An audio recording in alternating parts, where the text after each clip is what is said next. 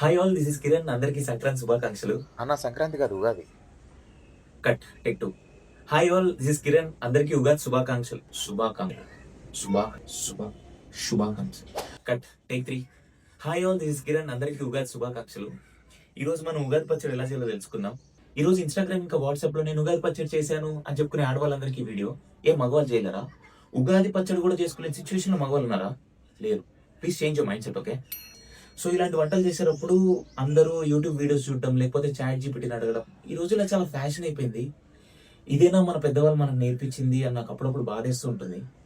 Okay, let's start the video. ముందుగా దీనికి కావాల్సిన పదార్థాలు ఏదైతే ఉన్నాయో ఒక నిమిషం పాజ్ చేయి. ముందుగా ఒక 50 గ్రాముల చింతపండును తీసుకొని కడిగి సో ఉగాది పచ్చడి ఇలాగే చేయాలని రూల్ ఏం లేదు. ఎందుకంటే ఉగాది పచ్చడి అంటే అందులో 6 రుచులు ఉంటాయి, అంటే అన్ని రుచులు అన్నమాట. కాబట్టి మీకు మీ కిచెన్లో ఏవైతే దొరుకుతాయో అవన్నీ ఇందులో వేయచ్చు. నేనైతే ఇక్కడ ఉప్పు, కారం, గరం మసాలా, అల్లం వెల్లుల్లి పేస్ట్, ధనియాలు ఇవన్నీ ఇందులో వేస్తున్నాను. ఎందుకంటే నా కిచెన్లో ఇవే దొరికినాయి కాబట్టి. ఇవన్నీ చాలా తక్కువ మోతాదులో దీనిలో వేసుకొని కలుపుకోవాలన్నమాట. ఇవన్నీ ఇలా దీనిలో వేసుకొని బాగా స్టిర్ చేసుకోవాలి. మళ్ళీ చెప్తున్నాను, స్టిరింగ్ కరెక్ట్ గా ఉండాలన్నమాట. సో మీన్ వైల్ మనకు కొన్ని కమెంట్స్ అయితే వచ్చాయి, అవేంటో చూద్దాం. హాయ్ అన్న, ఒక 500 ఉంటే జీపే చెయ్యి, చలాన్ కట్టాలా? డిలీట్ చెయ్యి అన్న.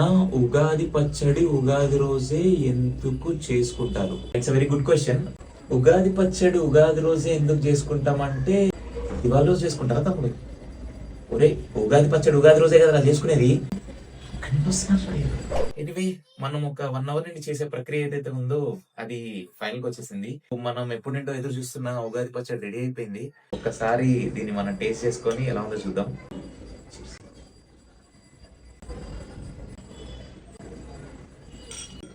సో టేస్ట్ చాలా బాగుంది, చాలా బాగా కుదిరింది అనమాట. మనం ఏవైతే ఇంగ్రీడియంట్స్ అన్ని వేసామో అన్ని పర్ఫెక్ట్ గా మ్యాచ్ అయ్యాయి. ఒకవేళ మీకు కుదరకపోతే మీ ఇంట్లో ఆడవాళ్ళు ఎవరైతే ఉన్నారో వాళ్ళు అడగండి, వాళ్ళు చేసిస్తారు. ఓకేనా? హ్యాపీ సంక్రాంతి.